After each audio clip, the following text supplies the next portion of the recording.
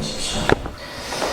법단이라고 하는 스님이 있었어요. 그죠? 그래서 한 7년 정도 법화경을 열 수지 독송했지만은, 아직까지 그 경을 보면서 마음의 미혹을 밝히지 못한 겁니다. 그래서 바른 법의 당처를 알지 못했다. 부지정법지처라는 말이 나오는데, 그 법화경의 근본 이치를 알지 못한 거예요. 그래서 늘 의심을 갖고 있다가 바로 이제 육조스님께 와서 법을 설해주기를 청하죠. 그러면서 이제 육조스님께서 하신 말씀이, 이름은 그죠? 법단이라고 하는 이 법명에서 나와 있듯이 법을 통달했다 이런 뜻인데, 법은 즉 이미 심히 통달했거늘 어찌 너의 마음을 깨닫지 못했느냐. 법은 알았는데 어떻게 너의 마음을 깨닫지 못했느냐. 이렇게 이제 어떻게 보면 꾸짖는 말이에요. 그러면서 210조 끝부분에 보면 경 자체에는 의심이 없다. 이 구절을 우리가 이제 잘 보시라 해서, 그죠? 부처님 말씀에 의심을 우리가 가져서는 안 되잖아요. 그래서 경 자체에는 의심이 없는데 그대의 마음이 스스로 의심하고 있다. 부처님 말씀 자체에는 의심이 없다 이 말이에요. 그런데 우리 마음이 그 부처님 말씀을 의심하고 있는 거예요. 그러면서 그대의 마음이 스스로 삿대면서 바른 법을 구하려고 하느냐. 그래서 자기 마음의 바른 안정이, 우리 마음이, 그죠? 우리 스스로의 마음이 안정되는 것이 바로 경전을 지니고 있는 것이다. 우리가 경을 수지한다는 것은 바로 우리 마음을 편안히 하고 우리 마음의 깨달음을 얻기 위한 것이 경을 우리가 수지하는 이유다. 그러면서 내가 한평생 문자를 몰랐으니 너가 지금 법화경을 가지고 와서 나에게 한 편 읽어주어라. 내가 들으면 바로 할 것이다. 이렇게 얘기했습니다. 그죠? 그래서 법달 스님이 경을 가지고 와서 법화경을 쭉 읽었는데, 그러면서 이제 이미 이 육조스님께서는 전체를 읽지 않더라도 몇 구절만 딱 들어도 법화경의 대의를 딱 깨달은 거예요. 그러면서 219쪽에 보면 법달이여 법화경에는 많은 말씀이 없다. 그러니까 부처님의 말씀이 우리가 84,000 말씀이라 할지라도 전부 하나의 말씀이에요. 하나의 말씀. 그것이 다른 게 아니다. 그래서 7권이 모두 비유와 인연의 말씀이다. 그래서 부처님의 이 법화경 같은 경우는 굉장히 방대한 경전임에도 그 전체의 내용이 이제 비유와 인연 또 수리 이런 이제 설법들이 설해져 있죠. 부처님께서 널리 삼승을 말씀하시는, 그래서 법화경의 대의가 해삼승 뒤일승이에요. 삼승을 돌이켜 일승으로 향하게 하는 것이 법화경의 대의인데, 바로 삼승을 말씀하시는 다만 세상 사람들의 근기가 둔한 사람을 위함입니다. 그래서 우리가 삼승은 뭐라 그랬어요? 성문, 연각, 보살, 이것을 삼승이라 합니다. 그래서 이렇게 성문이나 연각이나 보살을 이렇게 구분한 것은 중생들의 근기에 따라서 말씀하신 것이다. 결국에는 1승으로 향하게 하기 위한 방편에 불과한 것입니다. 그래서 경 가운데 분명히 다른 승이 있지 않냐고 오로지 한 불승, 1불승뿐이다. 이렇게 해서. 그러니까 이제 이미 육조스님은 이 법화경의 핵심을 딱 끄집어낸 거예요. 이게 핵심인데. 자, 그러자 대사께서 말합니다. 법달이여 그대는 1불승을 듣고서 2불승을 구하여 그대의 자성을 미혹해 하지 말아요. 부처님이 1불승을 말한 것인데 너는 어찌 자꾸 2승을 구하려고 하느냐. 2승을 구하려 하면서 너의 마음을 미혹되게 하려고 하느냐. 그 가운데서 어느 것이 1불승인지를 그대에게 말하리라. 1불승의 핵심을 말하겠다 이런 얘기예요. 지금 보고 계시죠? 경에 말씀하시기를 모든 부처님 세종께서 오직 일대사 인연 때문에 세상에 하셨다고 하셨다. 이게 이제 본경에 나옵니다. 법화경 제2권에 나오는 내용이에요. 일대사 인연으로 부처님이 이 세상에 출현하셨다. 일대사. 부처님이 왜 이 세상에 오셨느냐? 바로 일대사 인연으로 중생을 구제하기 위해서 바로 이제 오신 것인데, 법화경에서는 이제 열애의 지견을 열어서 보여서 깨닫게 해서 그 깨달음에 들어가게 하기 위해서 오셨다. 이렇게 이제 법화경에서 선언하고 있어요. 이 법문을 어떻게 알고 이 법문을 어떻게 닦을 것인가? 그죠? 이 일대사인연으로 부처님이 출현하셨다는데 그 뜻이 뭐냐 이 말이에요. 또 우리가 그것을 어떻게 닦아서 그것을 알 수 있겠느냐? 그러면서 그대는 나의 말을 잘 들어라. 이제 육주 스님이 이제 설법을 하시는 거예요. 사람의 마음이 헤아리지 않으면 본래의 근원이 비고 공유하여. 사람의 마음이 헤아리지 않다라는 말은 뭐냐? 우리 마음은, 중생의 마음은 늘 헤아리고 분별하는 마음이 모든 번뇌를 일으키는 거예요. 그러니까 마음이 그냥 다 하나해야 되는데 우리는 뭐 좋고 싫고 너고 나고라는 것을 늘 헤아린다는 거예요. 이것을 헤아리는 마음을 선에서는 사량심이라 해요. 무슨 마음이란다고요? 사량심. 헤아릴 사자에 이거 헤아릴 양자 사량심. 사량심. 지금 여기서 말씀하신 것처럼 우리 마음이 헤아리지 아니하면, 사량하지 아니하면 분별. 이 사량이라는 말은 분별이에요. 분별. 근데 우리는 늘 어떠한 대상을 보고 듣고 느끼고 하는 가운데 뭘 해요? 분별을 일으킨다. 이것이다 저것이다 좋다 싫다 내 거다 네 거다 선이다 악이다. 우리는 이 분별을 일으키는데 그것을 일으키지 아니하면 본원이 공적하다. 본원이 공적하다는 말은 본래 우리 마음이 일체, 공적이라는 말은 아무것도 없는 거예요. 본래 없는데 우리는 헤아림으로 인해서 무언가를 만들어버립니다. 그래서 우리의 그 본원이 공적해요. 강리각사견이 그 삿된 견해를 여의는 것이니, 삿된 견해를 떠나는 것이 바로 이것이 일대사인입니다. 우리 마음을 헤아리지 않고, 그죠? 우리의 마음 근원을 공적, 텅 비게 만드는, 공적이라는 말은 바로 공을 얘기하는 거예요. 그러니까 공이라고 하는 것은 일체 아무것도 없는 거예요. 그렇게 함으로써 뭐요? 우리의 삿된 견해, 결국 이 사량심이, 사량하고 분별하는 이 마음이 무엇을 만들어내느냐? 사견을 일으키는 거예요. 뭘 만든다고요? 사견. 잘못된 생각을 일으키게 하는 원인이다. 그래서 우리가 이제 선을 공부하는 데 있어서는 사량 분별하는 마음을 없애야 돼요. 이 마음이 없어지지 않으면 선이 아닙니다. 우리가 선을 한다라고 하는 것은 바로 이러한 사량 분별하는 마음을 없애야 되는 거예요. 그러면서 안밖이 내외에 불미하며 안과 밖이 미혹하지 아니하면 증리양변이니 이것이 양변을 여는 것이다. 그러니까 안과 밖이 미혹하지 않다는 것은 뭐예요? 우리가 앞에서도 내외 명철이라는 말 앞에서 여러 번 나왔어요. 그죠? 기억하신가 모르겠네. 안과 밖이 뚜렷이 밝아져. 마음이 그냥 밝아지는 거예요. 그것이 바로 뭐냐? 양변을 여의는 것입니다. 양변이라고 하는 것은 바로 뭐예요? 이쪽 저쪽, 그죠? 선, 악, 좋다, 싫다 이 두 자체를 다 여여버리는 것이다. 외미 작상하고 밖으로 미혹하여 상에 집착하고. 우리 중생들은 밖으로 미혹하여 상에 집착한다는 것은 뭐예요?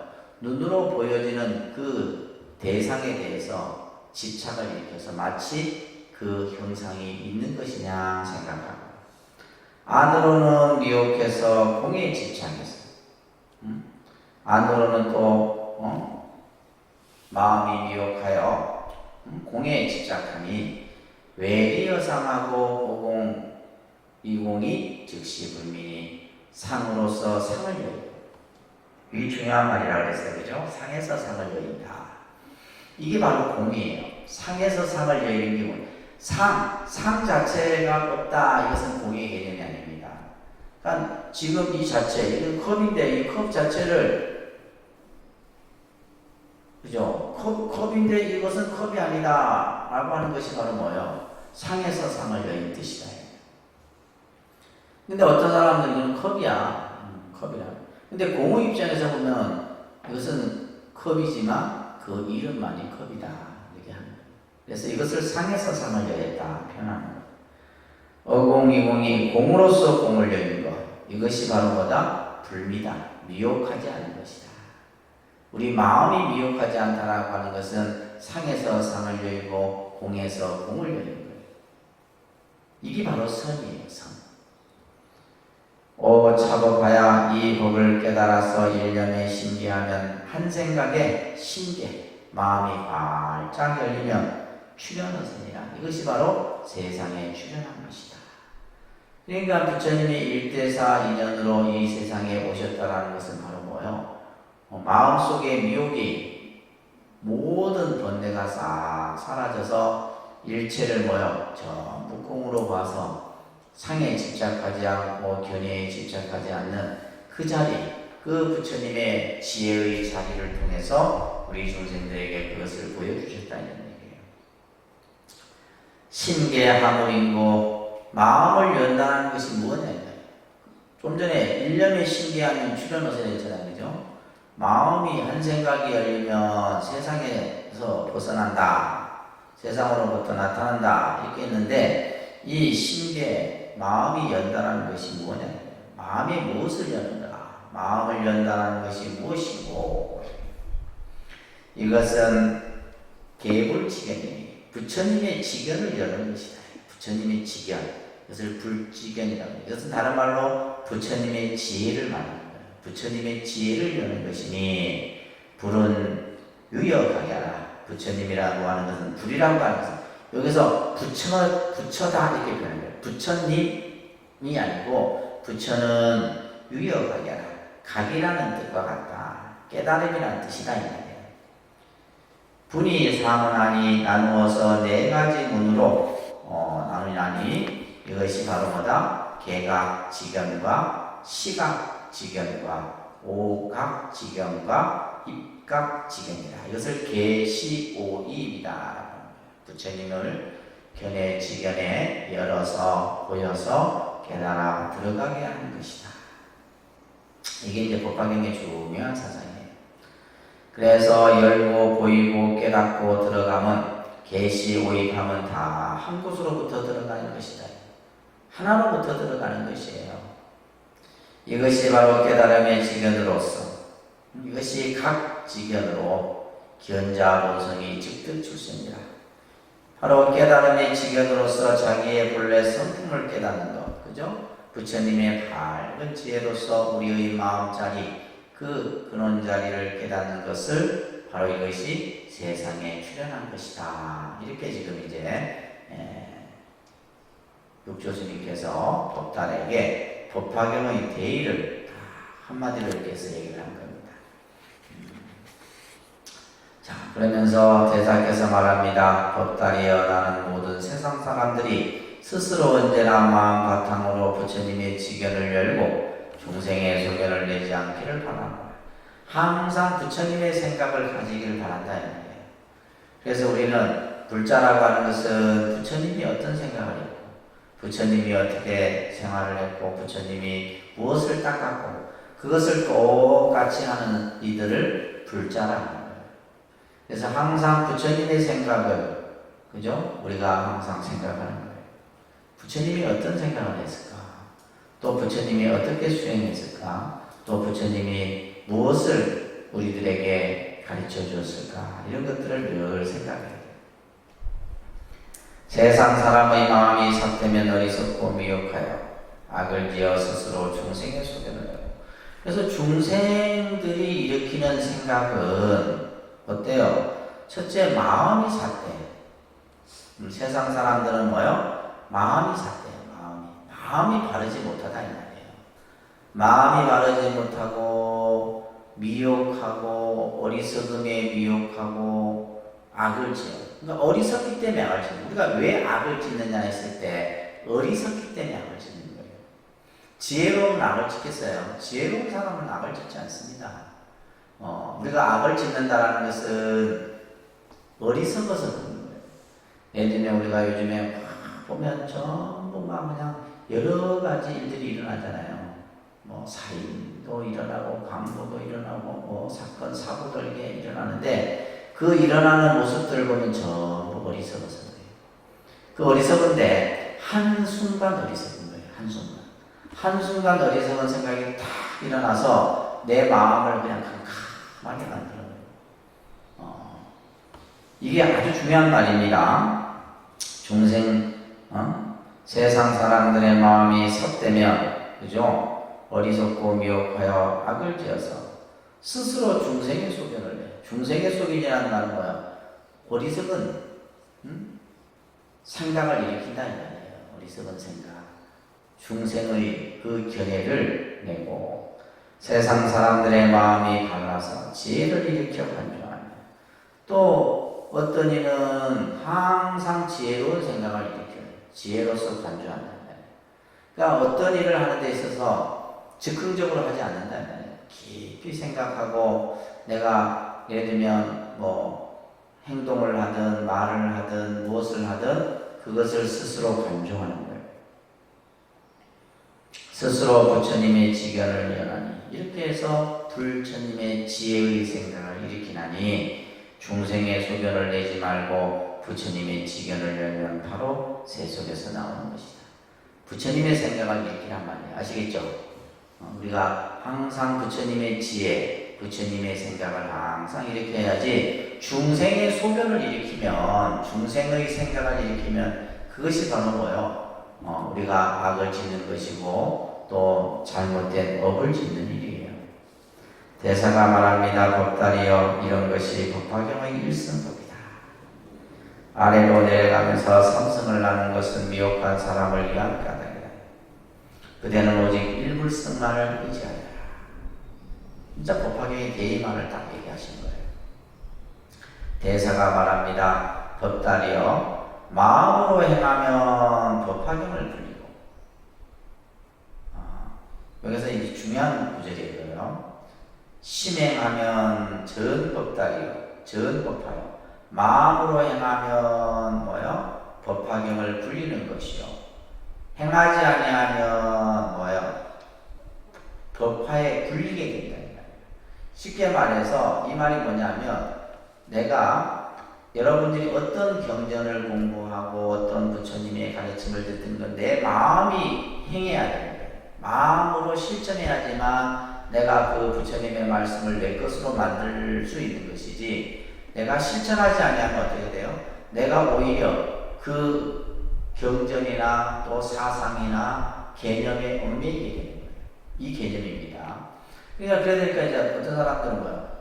행동은 하지 않고 내 머리로만 하는 머리. 뭐 그래서 불교가 어떠니 저떠니 법화경이 뭐 어떤 내용이 뭐 그게 중요한 게 아니라 뭐요? 행하는 것이 중요하네. 행하는 것, 실천하는 것이 중요한 거예요. 그래서 여기서 마음으로 행하면 법화경을 불리고 법화경을 불린다는 말은 부처님의 그 지혜의 생각을 내가 막 자유자재로 내가 쓰는 거예요. 그런데 내가 마음으로 행하지 아니하면 어떻게 돼요? 법화경에 불리게 됩니다. 다시 말해서 그냥 문자에 집착하게 되고 견해에 집착하게 되고 이론에 집착하게 된다. 그러니까 이 말은 뭐냐면 내가 불리느냐 불림을 당하느냐 이 개념이에요. 무슨 말인지 아시겠어요?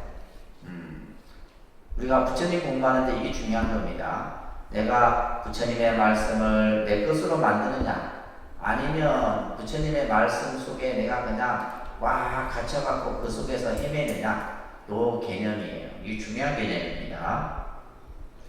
마음이 바르면 법화경을 불리고 그죠? 마음이 내가 다 바른 생각을 가지게 되면 법화경의 이치가 전부 내 마음 안에 다 들어와 있게 되는 거예요. 그런데 마음이 삿되면 법화경에 굴리게 되는 거예요.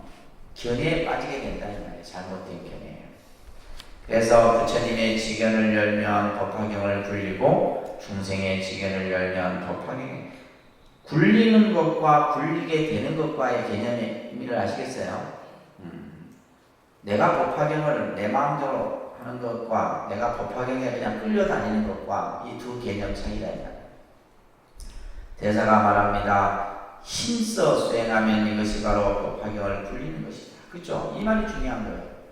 노력의법 수행하면 즉시 전경이니라. 그래서 우리가 경전을 배우고 경전을 공부한다라고 하는 것은 그 부처님의 말씀을 부지런히 그것을 그죠? 부처님 가르친 대로 힘써 수행하는 데 있는 것이지 뭐 건강경이 어떻고 뭐 하엄경이 어떻고 입으로 백날 해봤자 소용없는 중요한 것은 내가 실천하는 거예요. 실천했을 때 내가 어떻게 되는 거예요? 모든 경전이 내가 내 마음대로 다 할 수가 있는 거예요. 그래서 여기서 힘써 수행하면 이것이 바로 경을 굴리는 것이다. 이 구절도 중요한 구절입니다. 잘 새겨두세요. 법달은 한 번 듣고 그 말 끝에 크게 깨달아 눈물을 흘리며 감격하며 말한다. 대사님이시여 실로 지금까지 법화경을 굴리지 못하였습니다. 내가 법화경을 7년 동안 했지만은 내가 내 마음 그 법화경을 내가 자유자재로 그것을 이해하지 못했다. 7년을 뭐예요? 법화경에 굴려왔다. 내가 법화경을 굴렸느냐?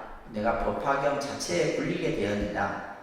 그래서 지금부터는 법화경을 굴려서 생각마다 부처님의 행을 수행하겠습니다. 그러니까 모든 부처님의 가르침은 뭐에 있어요? 행에 있어요. 행에. 무슨 말인지 아시겠어요? 그래서 화엄경을 공부하도 화엄행을 얘기하는 거고 법화경을 공부하도 법화행을 얘기하는 거고 유식도 육아행을 얘기하는 거예요. 행을 얘기하지 않고 우리는 이론만 가지고는 늘 그 문자에 의미 있는 것밖에 안 되는 것이다. 그래서 모든 부처님의 말씀은 실천이 중요한 겁니다. 아시겠죠? 그래서 대사가 말합니다. 이 글귀가 기가 막힌 구절이에요. 따라합니다. 즉 불행이 시불이니라. 이 구절 즉 불행이 시불이다. 부처님 행이 그죠? 부처님 행이 꼭 부처다 이런 얘기예요. 이 구절을 잘 음미해보세요. 부처님 행이 곧 부처다. 우리는 부처 하면 뭐요? 그냥 관념적으로 부처님을 생각하는데 아니에요. 부처님의 가르침을 행하는 것이 바로 부처다 이 말이에요. 뭐 이론을 가지고 문자로 가지고 지식을 가지고 불교를 말하는 것이 아니다. 부처님 행이 곧 부처다. 이 말의 의미를 잘 한번 생각해 보세요. 부처님 행이 곧 부처다. 그래서 부처님께서 말씀해 놓으신 가르침을 행하는 것이 바로 뭐예요? 부처되는 길이에요. 우리가 예를 들면 자꾸 부처되는 것이 어디 뭐 특별한 것이다 생각하는데 그게 아니에요. 부처님 행이 곧 부처다. 아주 의미 있는 말입니다. 그때 듣는 사람은 깨닫지 못하니까 없었대. 그때 지상이라고 하는 스님이 조계산에서 와서 대사께 예배하고 사승법의 뜻을 물었다. 지상이라는 스님이 또 이제 육조 스님에게 묻는 겁니다. 지상이 대사에게 여쭙습니다. 부처님께서는 삼승을 말씀하시고 또한 제상승을 말씀하셨습니다. 제자는 알지 못하게 싸우니 가르쳐 주시기 바랍니다. 그래서 삼승과 최상승이 일불승이에요. 해능대사가 말합니다. 그대는 자신의 마음으로 보도록 하고 바깥 법의 모양에 집착하지 말아라. 그러니까 이제 삼승과 최상승의 개념을 이해하지 못하겠다. 이래 하니까 뭐야? 육조스님께서 여, 자, 신신견하고 너가 스스로 너 자신을 보고 있거든. 너 자신을 봐라. 자기 자신을 보고 막착 외법 삼아라. 밖의 그 객관의 법의 모양에 집착하지 말아라. 너 자신을 봐야지. 자꾸 여기서 법상이라는 말은 뭐냐면 법상이란 객관 현상을 말하는 거예요. 눈에 보여지는 그런 모습에 집착하지 말아라. 원래 사승법이란 없다 이 말이에요. 그러니까 우리가 예를 들면 삼승이다, 일불승이다 라고 하는 것도 본래 없는 거예요. 우리가 여기 앞에서 봤죠. 부처도 없고 중생도 없는 거예요. 아무것도 없는 거예요. 근데 우리가 그것이 있다라고 생각하는 게 뭐예요? 법상이에요. 있다라고 생각하는 게 법상이다. 부처가 있다. 이건 법상이에요. 그래서 금강경에도 수보리야 내가 법을 깨달아서 부처가 되었다고 생각하느냐? 아닙니다. 세존이시여. 부처님께서는 법을 깨달아도 깨달았다라는 상에 집착하지 않습니다. 이게 이제 바로 불교예요. 내가 무엇을 보았다, 들었다, 깨달았다 하는 것은 전부 뭐다? 법상이야, 법상. 아시겠어요? 그러니까 우리가 예를 들면 내가 기도를 해도 기도를 한 바가 없는 거예요. 수행을 해도 본래 한 바가 없는 거고, 닦아도 닦은 바가 없고, 내가 베풀어도 베푸른 바가 없다라는 생각을 가져야지 법상에 집착하지 않는 것이. 내가 무엇을 했다라고 하는 상을 가지는 게 전부 법상입니다. 무슨 말인지 이해되시죠? 그러니까 뭐 기도를 하든 수행을 하든 봉사를 하든 본래 한 바가 없어. 함이 없이 하라 그랬잖아. 함이 없이. 함이 없이 하는 것을 무위행이다. 내가 무엇을 했다 하면 이거는 이제 뭐예요? 상에 딱 걸려버려갖고, 상에 걸리면 어떻게 돼요? 상에 걸리면 이제 섭섭한 마음도 생기고, 내가 이걸 왜 해야 되나 마음도 생기고, 온갖 생각들이 많아요. 주지스님이 알아주지도 않고, 내가 열심히 하고 있는데, 그게 전부 상에 걸리는 거예요. 함이 없이 하는 거예요. 함이 없이 했을 때, 왜냐면 자기 수행이고 자기 공덕이지. 그렇잖아요. 근데 그것을 내가 한다라는 상에, 법상에 걸려버리면, 그다음부터는 이제 힘들어지는 거예요. 그러니까 원래 사생법이란 없는 일 아니에요. 사생법이란 사람의 마음이 스스로 네 가지로 갈려 법에 사생이 있어요. 중생의 마음으로 인해서 사생이 만들어진 거지, 원래 사생이란 없다 이 말이에요. 원래 중생과 부처도 없어요. 근데 마음이 미혹하면 중생이고 마음이 깨달으면 부처인 거예요. 원래는 아무것도 없는 것이다. 이게 바로 이제 공사상이에요. 공사상. 그래서 계속 이게 보면 공을 얘기하고 있는 거예요. 공을. 보고 듣고 읽고 외우면 소승이요. 그죠? 하나하나 이제 깨달아가. 여러분들이 하나하나 배워가는 것은 이것은 소승이다. 그러나 법을 깨달아 뜻을 알면 중승이에요. 조금 이제 공부를 하다 보면 불교가 뭔지 이제 조금 눈에 이제 보이고 하게 되면 그건 중승 정도 되고, 법에 의지하여 수행하면 대승이에요. 이거는 이제 공부가 조금 된 거지, 그죠? 부처님 법을 이제 딱 바로 알아서 그 부처님 법을 의지해서 딱 공부를 해나가는 거는 대승이에요. 만가지 법을 다 통달하여 만가지 행을 갖추며 일체 떠남이 없을 때 다만 법상을 여의고, 그죠? 법상. 지어도 얻은 바가 없는 것이 바로 최상승이다. 금방 제가 좀 전에 얘기했잖아요. 무엇을 해도 한 바가 없는 것이 이 최상승법이다. 최상승법. 그래서 지금 여기서 말하는 소승, 중승, 대승, 이것은 이제 우리 중생들이 각자의 근기에 따라서 공부를 해나가는 과정이고, 마지막에 최상승법은 뭐예요? 지어도 얻은 바가 없는 것. 지어도 얻은 바가 없는 것. 내가 무엇을 해도 한 바가 없는 거예요. 그것을 우리는 무상, 무주, 무념이라는 삼무의 개념이 바로 육조스님께서 강조했던 것이. 이게 바로 최상승법이다.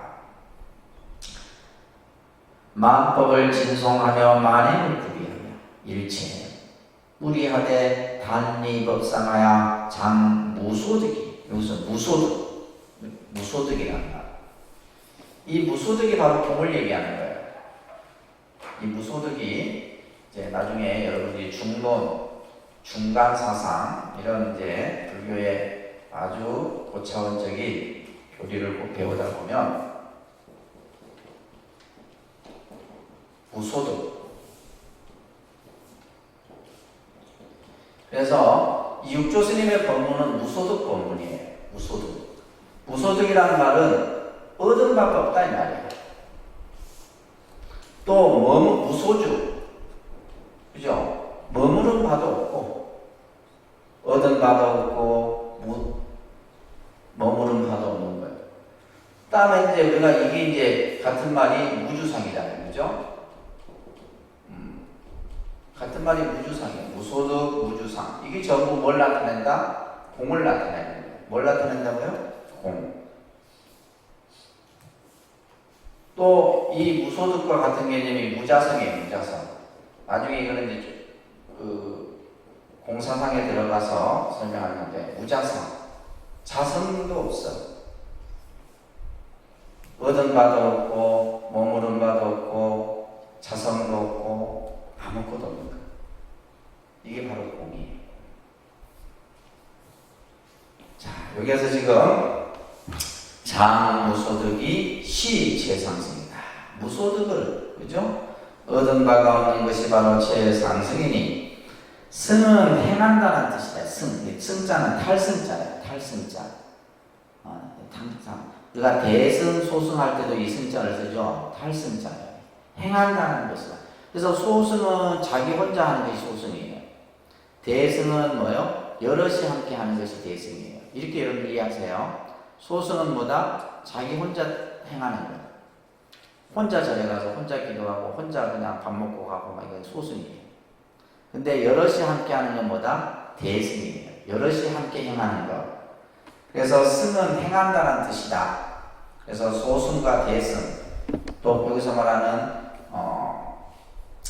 중승, 대승, 최상승 할 때 승을 뜻이 그렇다. 행한다는 뜻이요. 입으로 다투는 데 있지 않다. 부재입니다. 부재. 입으로 뭐 입으로 그냥 옳다 그러다 뭐 좋다 싫다 이렇게 따지는 데 있지 않다. 그냥 오로지 행하는 거예요. 행하는 거. 여자 여수 자행하고 그대는 모름지기 스스로 닦고 망몽오야하라. 나에게 묻지 말아라. 네가 스스로 닦아서 알아야지 뭘 그걸 나한테 묻느냐 이거예요. 마지막에 이제 설명을 쭉 해놓고 나셔서는 이게 큰 스님들의 어떻게 보면 가르침의 방법이죠. 네가 스스로 알아서 네가 공부를 해야지 그걸 왜 나한테 묻느냐 이거예요. 아시겠죠? 불교는 자기가 스스로 닦으면서 알아가는 것이지 남에게 물어서 답이 내 답이 아니에요. 여러분들이 저한테 스님 도가 뭡니까 물으면 내가 답을 해주면 그게 여러분들의 답이 되겠어요? 아니에요. 내가 가지고 있는 답은 내가 스스로 닦아서 알아가는 것이지 누구에게 물어서. 그런데 그건 있죠. 지금 여기에 지금 나오는 지승이나 또 법단이나 이런 스님들처럼 선지식이 있어서 자기의 공부를 묻는 것은 바람직하죠. 하는데 그것을 그냥 어떤 답을 얻는 것은 자기가 수행을 통해서 얻는 것이다. 꼭 명심하세요. 또 한 스님이 있었는데 이름은 신해라 하였습니다. 이 하택 신해라고 합니다. 이 스님이 육조 스님이 이 세상에 이렇게 이름이 빛날 수 있었던 것은 하택신해라는 사람이 있었기 때문에. 하택신, 이 하택신해라고. 그래서 나중에 이제 이 신해 스님은 원래는 신수 스님의 제자예요. 신수 스님의 제자인데 이 하택신해도 나중에 이제 신수 스님을 떠나서 육조의 현영에게 가르침을 받게 됩니다. 나중에 이제 그 당시에 큰 무차법회가 열려지게 되는데.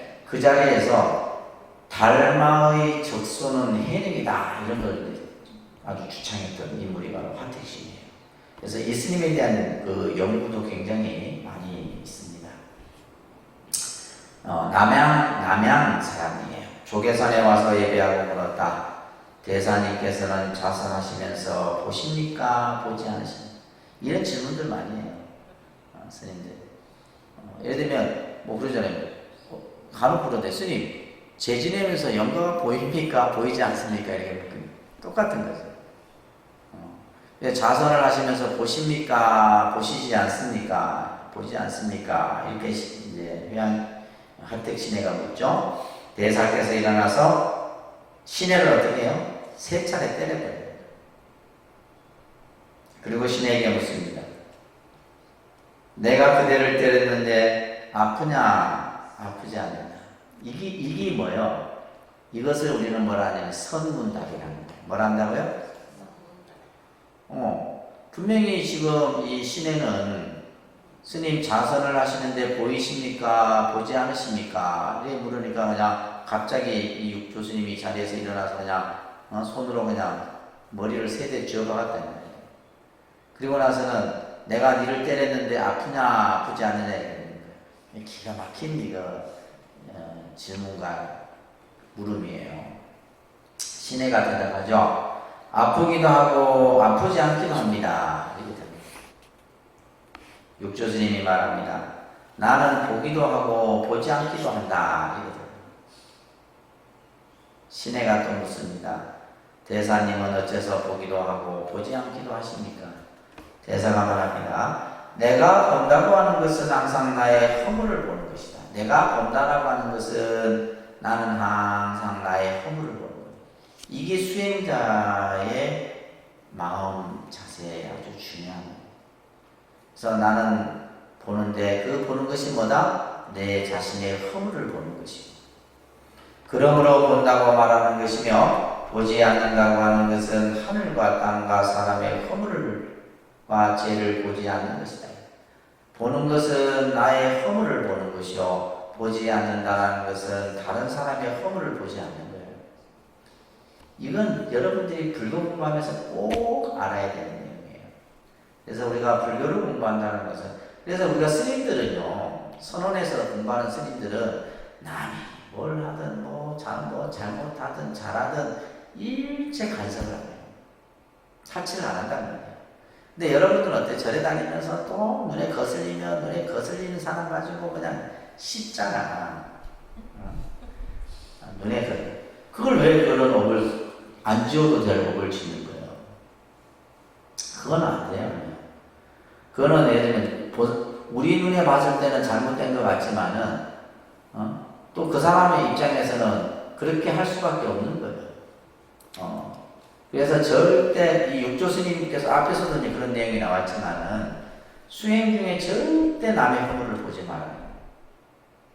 그래서 본다는 것은 자기의 허물을 보는 것이고, 보지 않는다는 것은 하늘과 땅과 인간의 허물을 보지 않는다는 거예요. 이게 꼭 명시. 이런 게 공부예요. 딴 게 공부가 아니고. 아시겠어요? 이 육주강경 이게 진짜 좋은 가르침이에요. 그 까닭에 보기도 하고 보지 않기도 하느니라 이렇게 했어요. 그대가 아프기도 하고 아프지 않기도 한다 했는데 어떤 것이냐 이렇게 물어요. 시내가 대답합니다. 만약 아프지 않다고 하면 곧 무정인 나무와 돌과 같고, 그렇죠. 때렸는데 당연히 아프지. 근데 좀 세게 안 때렸으니까 안 아프게 하다 이렇게 대답을 했을지 몰라도, 내가 아프다는 것은 그죠? 아프지 않다고 한다면 무정인 나무와 돌과 같고, 아프다 하면 바로 범부와 같아서, 우리가 예를 들면 남이 내 머리를 딱 때리는 순간 뭐예요? 이런 속으로 한단 말이에요. 이게 뭐예요? 그 상대에 대한 뭐예요? 원한을 일으키는 거다. 내가 아프지 않다고 하면 무정인과 같고, 아프다 하면 내가 그 사람에 대해서 원한을 일으킬 것이다. 자, 이 대화가 기가 막힌 대화입니다. 대사가 말합니다. 시내여, 앞에서 본다고 한 것과 보지 않는다고 한 것은 양변이다. 본다는 것과 보지 않는다는 것은 양변이잖아요. 그죠? 양쪽 변이에요. 아프고 아프지 않으면 생멸이다. 그죠? 우리가 예를 들면 한 대 딱 맞았는데 그것이 처음에 딱 아팠다가 나중에 뭐 없어지잖아. 그냥 생겼다가 없어지는 생멸이다. 그대는 자성을 보지도 못하면서 스스로 자기 마음자리도 보지 못하면서 감히 와서 남을 희롱하게 한다. 아직 네 공부도 다 안 됐는데 와서 나를 지금 희롱하려 하느냐. 그래서 이제 간혹 이제 우리가 이게 마음 수행하고 이런 분들이 흔히 와서 이런 질문을 해요. 스님 보십니까? 보시지 않습니까? 이런. 또 깨달았습니까? 깨닫지 못했습니까? 이런. 이제 그런 사람들이 많아요. 그래서 지금 이 육조 스님도 네 스스로 마음도 스스로 자성도 깨닫지 못하고서 어찌 남을 희롱하려 하느냐. 대사가 예배하고 다시 더 말하지 않았으니 대사가 말씀하셨다. 그대 마음이 미혹하여 자성을 보지 못하면 선지식에게 물어서 길을 찾아라. 네 스스로 네 마음자리를 그것을 찾지 못할 것 같으면 어떻게 해다? 선지식에게 그 공부 방법을 물어봐야 돼. 마음을 깨달아서 스스로 자성을 보게 되면 법을 의지해서 수행해라. 그리고 나서는 뭐야? 부처님의 바른 법에 의지해서 수행을 해라. 그대가 스스로 미혹하여 자기 마음을 보지 못하면서 도리어 해능의 보고 보지 않음을 묻는다. 그래서 자기 공부하는 것도 바쁜데 남 공부하는 거에 대해서 왈가왈부하지 말아라 이거예요. 아시겠어요? 예를 들면 내가 기도를 하면 내 기도만 하면 열심히 하면 되지 남 기도하는 거 가지고 막 코치를 하고 한다 이 말이에요. 그거 절대 하면 안 되는 거예요. 내 기도하는 거에 충실해야지 왜 남이 뭐 기도하는 거 훈수까지 또 뜬다. 뭐가 더 낫니 쌓고. 그런 거 절대 하면 안 돼요. 절에 오래 다니는 분들이 꼭 그런 짓을 해요. 자기 공부는 자기가 다 하는 거예요. 그래서 법을 의지해서 수행해라. 그대가 스스로 미혹하여 자기 마음을 보지 못하면서 도리어 해능에 보고 보지 않음을 묻느냐. 내가 보는 것은 내 스스로 아는 것이다. 내 공부는 내가 안다 이 말이에요. 내 공부는 내가 아는 것이다. 그대의 미혹함을 대신할 수 없느니라. 네 마음이 어리석은 걸 내가 어찌 너를 대신해 줄 수 있느냐 이 말이에요. 무슨 말인지 아시겠어요? 그래서 항상 스스로를 비추어서 간주할 줄 알아야 됩니다. 남이 뭘 하는 걸 보지 말란 말이에요.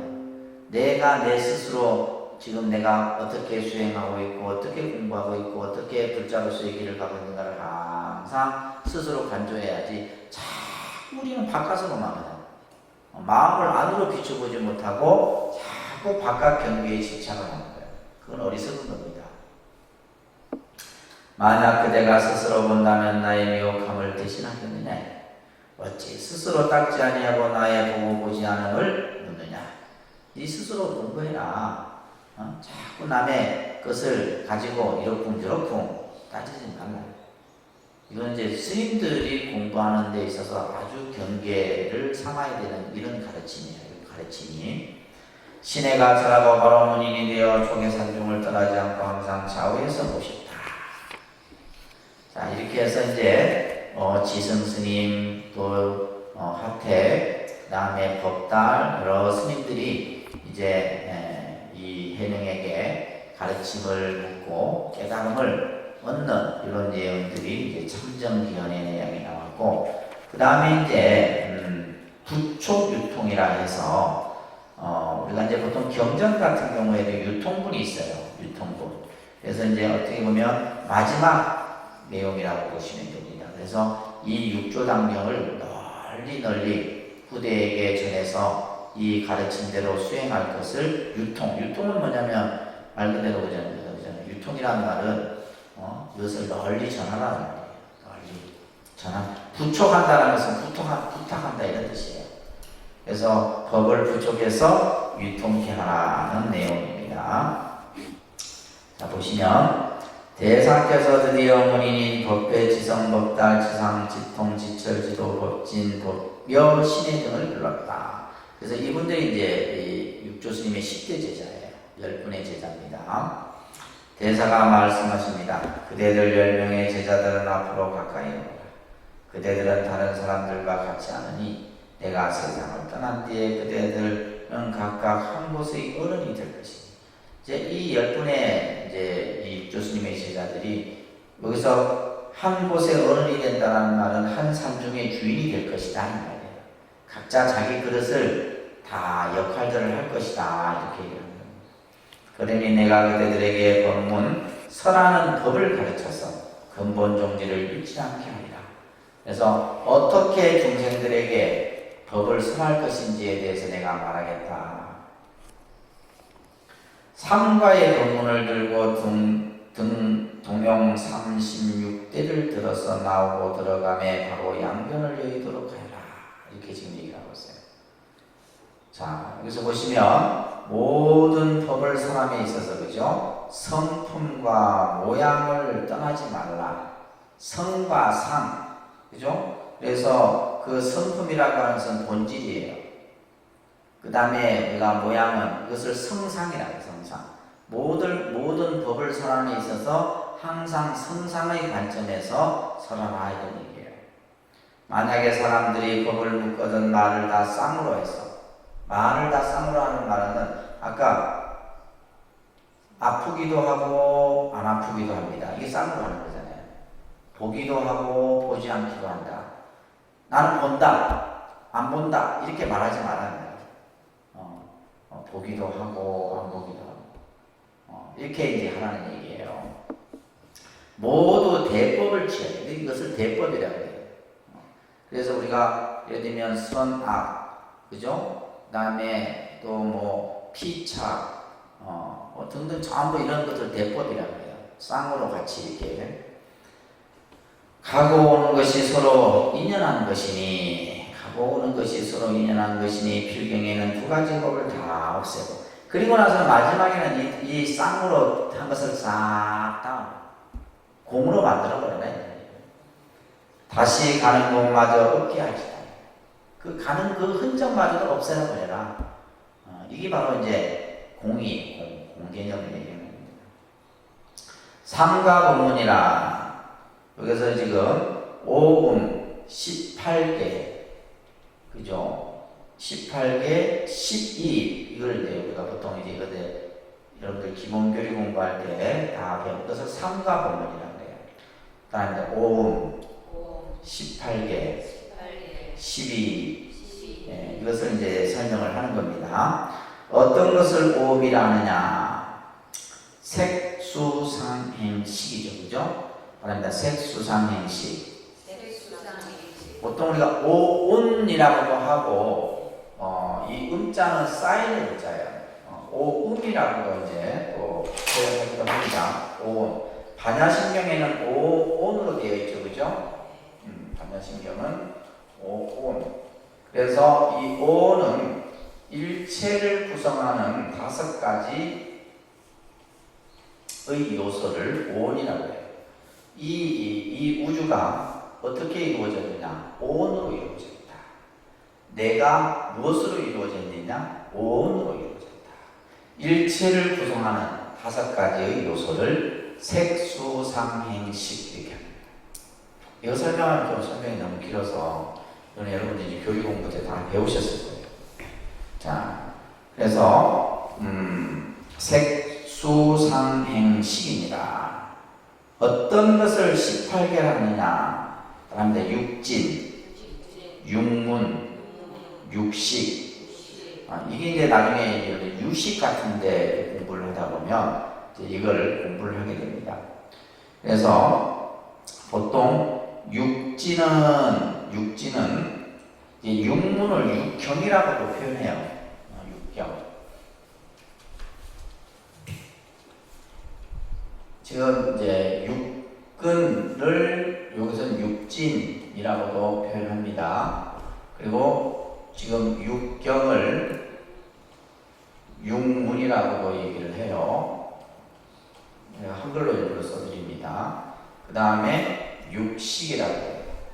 바랍니다. 이것을 이제 우리가 이제 보통 대학에서 이걸 학생들한테 공부 가르칠 때 이걸 외워야 돼요. 외워야 되는 거 지금 이해가 아니에요. 근경식 이렇게 합니다. 근경식. 아닙니다. 근경식.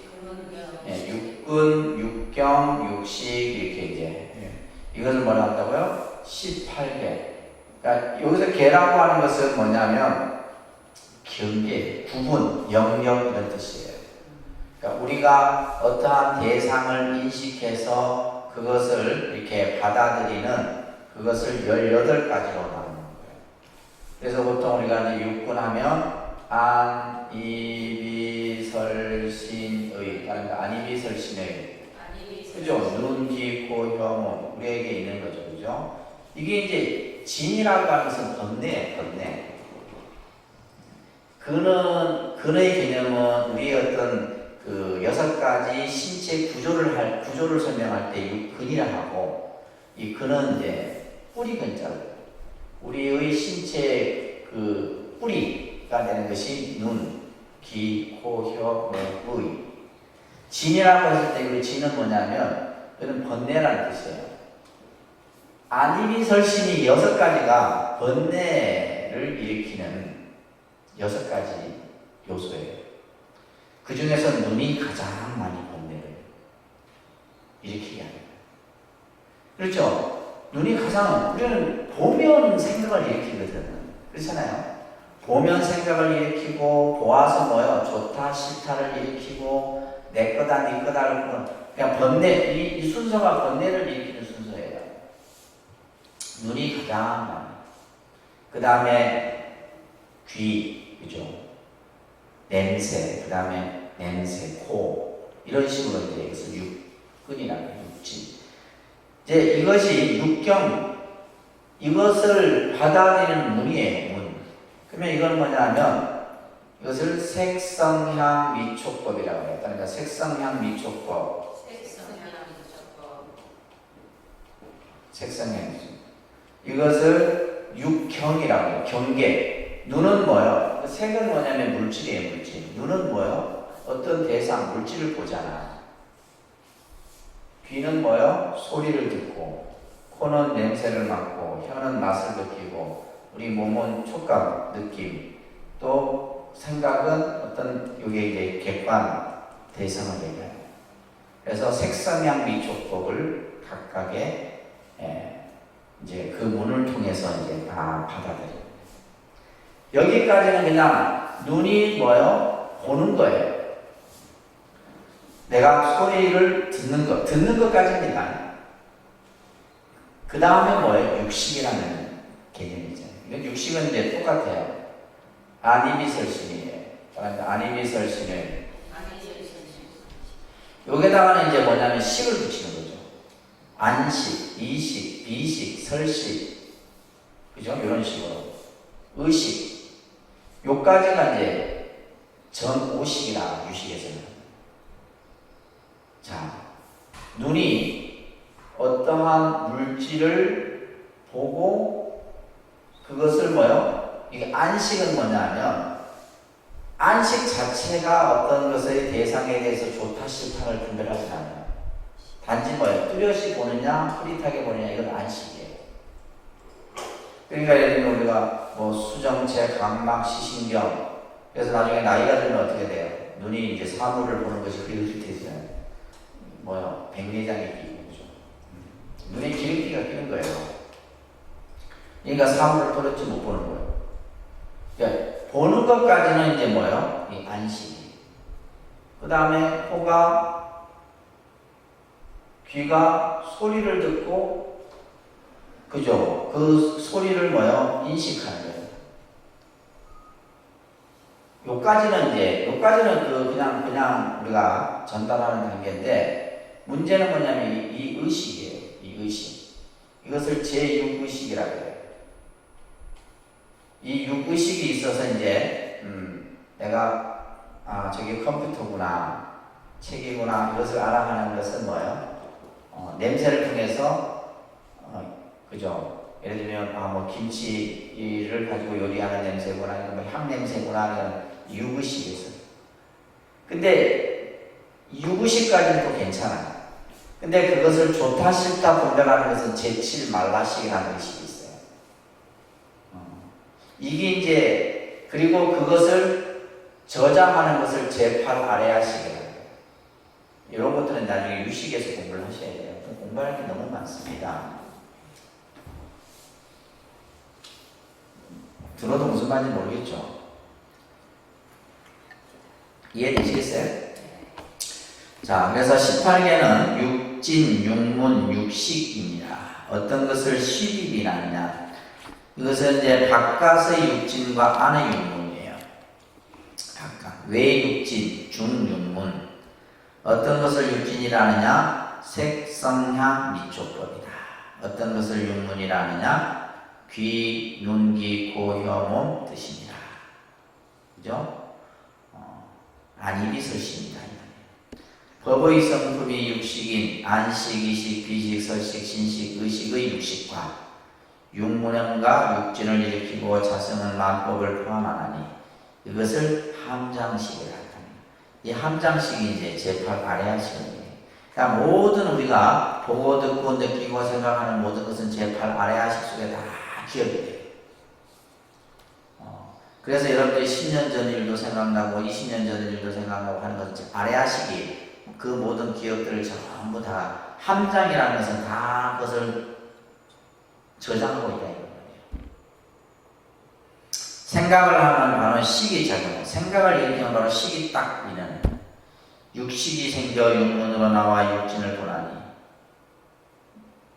이것이 3육은 18개인데 자성이 삿대기 때문에 18가지 삿됨이 일어나고 우리 마음이 삿됨으로 인해서 18가지 삿된 것이 일어나게 되고 자성이 발음을 포함하면 18가지 발음이 일어납니다. 악의 작용을 지니면 곧 중생이에요. 그죠? 악한 생각을 일으키면 중생이다. 선이 작용하면 바로 뭐다? 부처다. 그래서 우리 중생들이 보고 듣고 생각하고 인식하고 느끼고 하는 가운데서 생각을 일으키는데 그 생각이 악하면 중생이고 선하면 부처다.